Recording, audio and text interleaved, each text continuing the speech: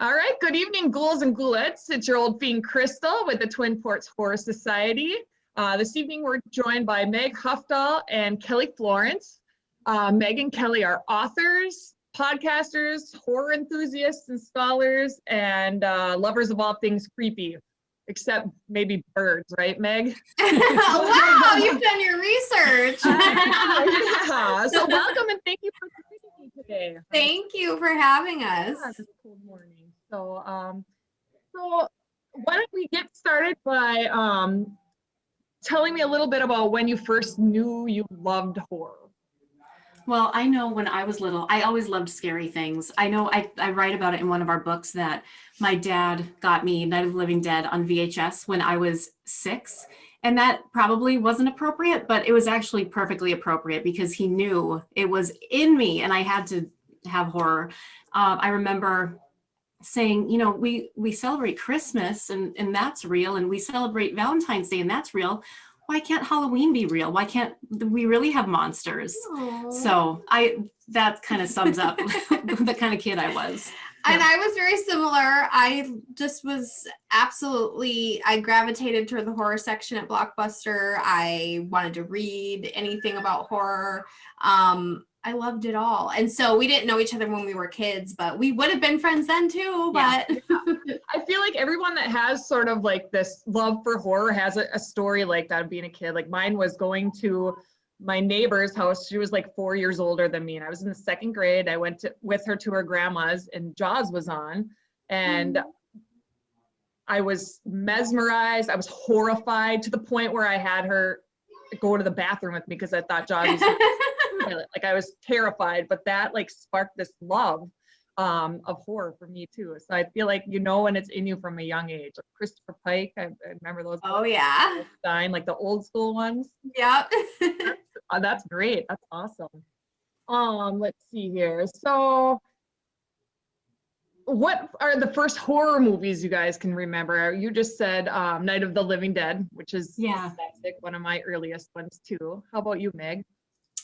You know, the first one that really stuck with me was actually Dawn of the Dead. That one, just the visuals of it and the feelings it gave me, it made me scared, but I liked the feeling of being scared, and the whole concept of them being like stuck in this mall. I loved it. So it's still one of my favorites. And I too, like we would rent horror movies even before I got that Night of the Living Dead. We'd rent them from our library, and I remember watching Frankenstein and King Kong.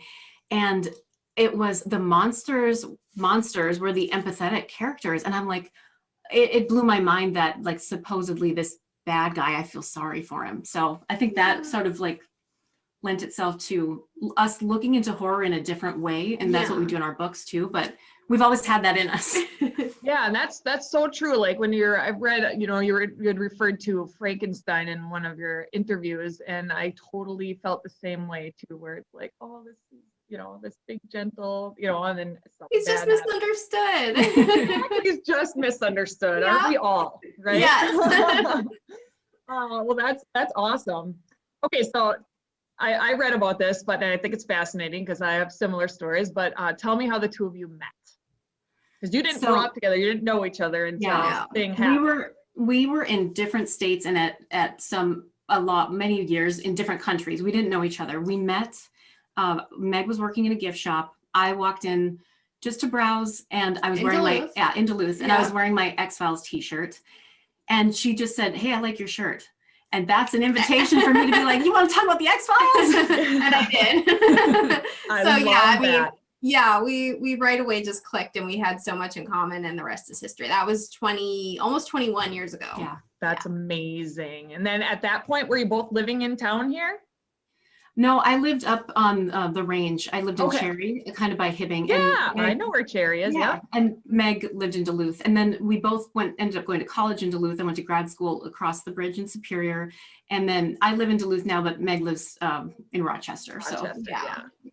That's cool. Do you guys get to, you know, get together during, you know, I guess we can kind of move into your book series and your which I think is right now. Meg, you're an author and have written some books on your own, and then you two have collaborated on this amazing collection of of books. Could you tell me a little bit about how that started and what your process is and how that works during this weird thing we're all living through right now?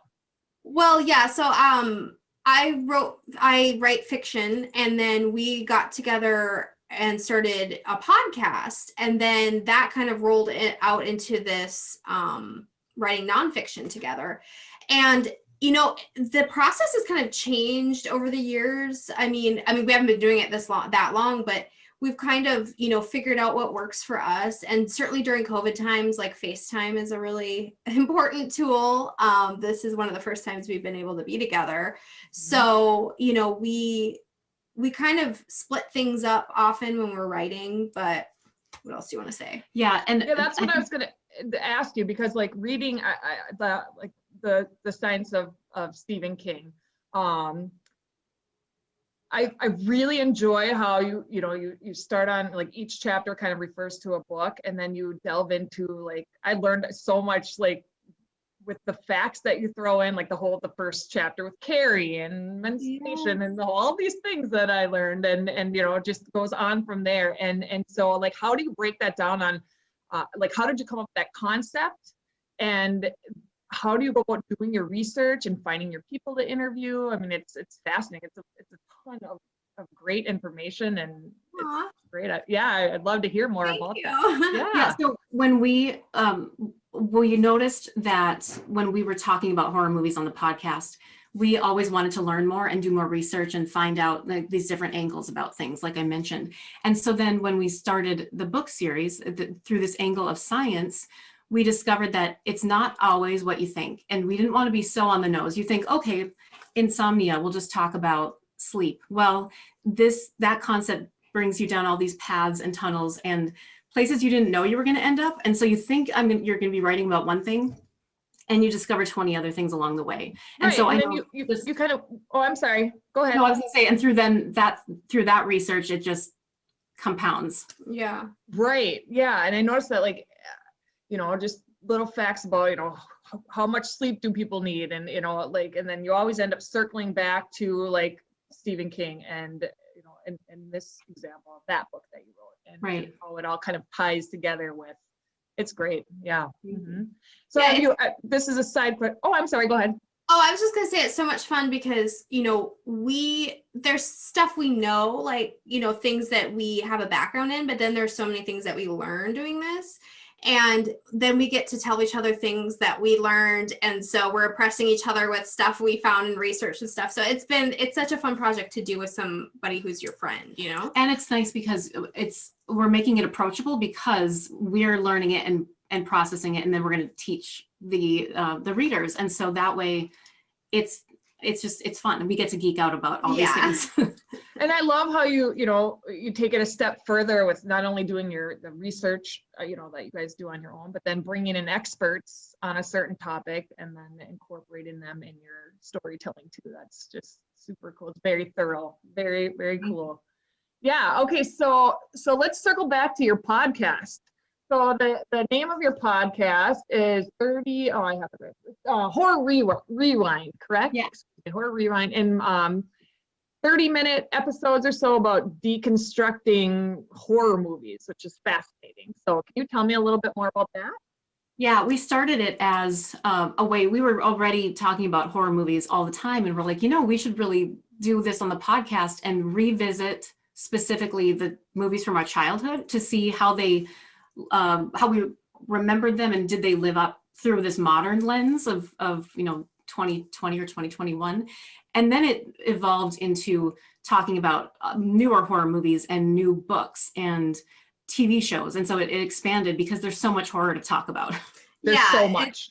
It was, for us, it was really fun to go back and watch movies that we maybe hadn't seen since we were 10 or 12, and also share them with each other, because there were some, that she'd grown up with and vice versa, and we got to kind of show them and discuss them. But yeah, to be able to look at them through, a feminist or more modern kind of viewpoint was really cool, because we could still enjoy the nostalgia, but maybe have a little bit more idea of where it lands in film history, And then that too, exactly led us down the path of these books, because it's all science and like you said, feminist tropes or male gaze or whatever we're talking about. We learned so much just by rewatching the movies that we can go do more research and watch new movies with that same lens. That's so fascinating. Yeah, absolutely. So are there any movies that you, in doing your research for your podcast, that didn't live up to what they felt they like instilled in you when you were a kid, or the opposite, where you maybe didn't really love the movie, but now you watch it and you're like, oh my gosh, that blows my mind? Like, is there any examples of that sort of thing for either one of you or both of you? So we have had a couple of those aha moments. We're like, whoa, this movie was way ahead of its time and it was brilliant. Candyman. Yeah, Candyman, for example. Like, we didn't appreciate it. We didn't maybe get it, understand all of the implications that it had when it first came out. And now we're just like, we're going to sing its praises, and we can't wait for the new one to come out too. Right. There's some that I was really excited to show Meg, and then she's like, that's not a good movie. And I'm like, but my memory I'm sorry. But the thing is, and that's what's so tied into horror, is that nostalgia feeling and that memory of watching it. And there was one that it was Night of the Dark Scarecrow. Yeah, and I was like, ooh. And I haven't seen that one. She loved it. She loved it, and it was a part of her childhood, and I stepped all over it. So it's so much of that is subjective. I love it. It's subjective though, because like there's movies that I absolutely love and other people can't stand, but like Rotten Tomatoes and stuff like that, I don't even pay any attention, because I'm going to watch that and I'm going to make my own decision on whether or not I like it, and I couldn't care less if anybody else does. Yeah, exactly. And horror gets kind of picked on a lot, so you can't always trust critics and stuff. Absolutely. And for me, like, I mean, I subscribe to Shudder. I've got all of the things, and I'm always on that constant search for like the perfect horror movie, not even perfect, like a above average horror movie, because there's a lot of maybe not so great ones out there which have their own coolness to them, but when you find one that's just like blows you away, it's like kind of like, I don't know, winning the horror movie lottery. There's so much out there to go. It is that's a good way to put it. Yeah. So is there a specific genre for you, both of you, that you really appreciate and enjoy as far as horror, like the different genres of horror? I guess looking at the movies that I really like recently or keep coming up, it's like that psychological horror stuff, but I love a good monster movie and slasher movie too. So I know, and I'm thinking like I love horror comedies. Oh yeah, like a good horror comedy, like Shaun of the Dead, or like yeah. Mm-hmm. And I also like when there's like a little romance in there too. I like it all. I my son was like the other day, he's like, I don't like sci-fi horror. I don't know what that was. He's 9. But and I said, oh, don't take all of it and just throw it away. I'm like, there's good stuff in everyone. So absolutely. But I mean, yeah, I love creatures, but I love psychological. I don't know. Yeah, that's a hard question. I agree. It is a super hard question, because I'm like, oh wait, I'm kind of run the gambit too. It's like, if it catches my attention as a good story, like the genre really doesn't matter. I know that I have friends that are like Lovecraft. They love Lovecraft, and everything. But I kind of like a mixed bag. Kind of like my music. My style's like a chemical spill. Yeah, there you go. Oh, that's great. Okay, so tell me about what kind of work you guys do other than writing books and doing your podcasts and all of your research and all of that sort of thing. Tell me. So I teach full-time at Lake Superior College. I teach communication, and I found that, this teaching, I've had a love of teaching my whole life, and through our books, we're sort of teaching as well, except in a different way. And so I get to bring in some of my communication expertise from the classroom and write about it, and then also use that in the books. And Meg has a full-time job also as an author of her nonfiction. Mm-hmm. Or fiction, sorry. Yeah. Yep. Yeah. So I like have 3-part novel series that's out already, and then I have another novel that's coming out this year, as well as the third of my short story. Okay, yeah, and that's Twisted Revelries and Twisted Yep. Revelries 2, right? And Right, then so your Twisted other books Revelries- are, oh, I'm sorry. Yeah. Twisted Revelries 3 is coming out in October. And then a novel I wrote called All the Devils is coming out in October. Okay. I don't know when that's coming out. Sometime this year. And then I also write audio plays, which are featured on the Wicked Library and the Lift, which are like fictional podcasts. So I'm always writing. That is awesome. I love that. Thank you. I am not a writer, but I like to read. So that's good. I have a list now of things I need to read. Yes. So can you tell me a little bit about your history here in the Twin Ports? I mean, we kind of touched on that in the beginning, with, you know, how you met, and then school brought you here, correct? Yeah. Kelly. When did you move to Duluth? When I moved to Duluth in middle school, from Canada. So Yeah, So whereabouts in Canada were you? I grew up in Richmond, which is a suburb of Vancouver, BC. Okay. So this is I'm gonna take a little left turn here, but did you ski and snowboard up there? I'm like, you're Nope. All right, let's veer back on the road. No, Whistler though is up there, and that's an amazing place to ski and snowboard. That's fantastic. I'm a diehard skier and But snowboarder, so we can edit this part out, but I'm just. Yeah, no. Oh, that's cool. I'm used to that. And you went from cold to cold. That's right. I went from cold to cold. Although it's funny, we didn't have snow there because of ocean. I was right on the ocean, and so we didn't really get very much snow like in the mountains in Whistler. So that was a little bit of a shock actually when I moved to Duluth. It was a lot, but but I lived there for quite a while. I went to college there. High school. I graduated East High School. Went to UMD. Cake eater. I am a cake eater. I'm from Hermantown, so okay. I'm the new cake eater. Yeah, the new ones. But I'm old school. Like my parents went to Hermantown. So. Oh wow, Anyway, wow. Okay, so East, yep. So I went to East, and then I ended up meeting Kelly when I was in high school, and she was in college, and you've lived on the range your whole life. Yeah, and then just moved to Duluth. When I started teaching full-time at Lake Superior College, I was already teaching there full-time and commuting. And then we just realized this is not worth it. 2 hours of my day gone every day. Let's Right. Yep. And I'm glad we did. Yeah. I used to drive through Cherry every weekend. I worked at Range Regional Airport right up the road from you. So yeah, it gets to be a boring job. So I'm sure that was a really good choice for you to just settle down here. Do you think you guys will stay put where you are, Rochester and Duluth, or do you have big plans of relocating, or who knows? I say that I'm slowly moving south. So I was in Vancouver, and then I was in Duluth, and then I lived in the cities, and now I'm in Rochester, and I'm like, by the time I'm 80, I'm going to be in like Palm Springs. I'm just slowly going down. Just trickle your way down. Yep. Yeah. Yep. Back when we could travel, we would travel a lot. We'd go to a lot of conventions and stuff for our books, and we haven't of course been able to for the past year, so we're itching to get back out there and see people and go to conventions again and actually talk to people face to face. It's coming. Absolutely. It's gonna happen.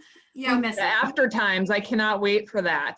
We I love bet that's just cons. So when you talk about conventions, is it like a Crypticon type thing, or like tell me a little bit about the kind of conventions you do and what that So we've been to a bunch of Walker Stalker conventions all over the country. We went to one in Chicago, one in, where was that? In Charlotte? Yeah, North Carolina. We also do horror conventions specifically. We have been to Crypticon, the Wizard World, Comic-Con. There's so many. I can't remember all of them now. Oh, GalaxyCon, and then we did Wordplay also, and Stephen King was there at the same time we were. We got to have a table really across cool. from, near him. We had a table near him, and so we got to watch him do a talk, and that was amazing. So that was a highlight. And it's one of those things. fan panels are incredible. And Yes. that would have been, I would have fell out of my chair if I got to see It was so cool. It makes you realize now that we're in these times and we don't get to go out. It's one of those memories that I have. It's like, oh, I look forward to doing things like that again. So were you able to meet Stephen King or not? We did. We got to see him perform though the night before at First Ave with his band, and that was really cool. And so we were near him. Yeah. That was That really, is really awesome. cool. Okay. It was so much fun. That is so cool. Yeah, and it was like First Ave was just filled with book nerds because everybody in the band that Stephen King is in is all authors, and so it was a great crowd. Maybe we'll have a band someday, Meg. Yeah, breaking news. I'll be like the dancer from Mighty Mighty Boss Tones and just be up there on Thank stage. you. Yes, and I'm gonna do the tambourine because I don't know how to play any instruments. I got good rhythm. I can do that. Okay. Oh, I love it. So tell me about any up and coming projects. Now, Meg, you mentioned that you had your third installment of Twisted Revelries coming out and another book, which again, Yep. And we also have our next Science of book. Yeah, so we have the Science of Serial Killers coming out this October, and it's all done, and we did our cover reveal, and it's up for pre-order already. And then we signed the contract for our fifth book called The Science of Witchcraft, and that's coming out next year. And we're already getting into it, and it's so fun. I know, we're so excited, like all the movies we're going to talk about and the concepts, and we're going to learn so much because I feel like I don't know a lot about witchcraft, so it's going to be, I don't know, it's going to be a lot of fun. That is so fascinating. I bet you must have just a list. I mean, that really the list could be endless on directions to take your books. I mean, do you have a list of a million things that you want to do, and how long does it take you from start to finish to, I mean, maybe that's a bad question, but I'm gonna ask it No, anyway, I'm curious. it's a great question. So I don't know if we're the outliers or if this is typical, but I know we work fast. We've written 4 books in 2 years together, and then Meg has written how many in that time? A bunch. She's written a bunch. And so it's, I would say 6 months worth of research, writing, editing, finishing it up and tweaking it. And then we move on to the next thing. So I love that. Well, you guys have great energy and drive. I mean, clearly you guys are driven and motivated by your love for horror and yeah, that's so cool. And something that we learned through this process and we've gained knowledge about is that we were both, like, growing up, we felt like ashamed of liking horror. Like if you told somebody like you like horror, we didn't always get the best reception. And now we're like out and proud of the horror fans. And it's like, it's okay to like horror. It doesn't mean that, you're a bad person or that you like pain or bad things. So I think especially as women, we sometimes feel like we can't share that we love horror, but I think things have changed. Oh, I agree. My husband, he one time asked me, can we just like watch a romantic comedy? Because all I want to do is watch horror. It's like, and that's just what I like. I like what I like, Yeah, exactly. You don't have to apologize. Exactly. And I don't. That's very good. That's super cool. So is there anything else that I'm missing here that we can talk about? Do you have anything you want? Oh, I know. I wanted to ask where can people find your podcast?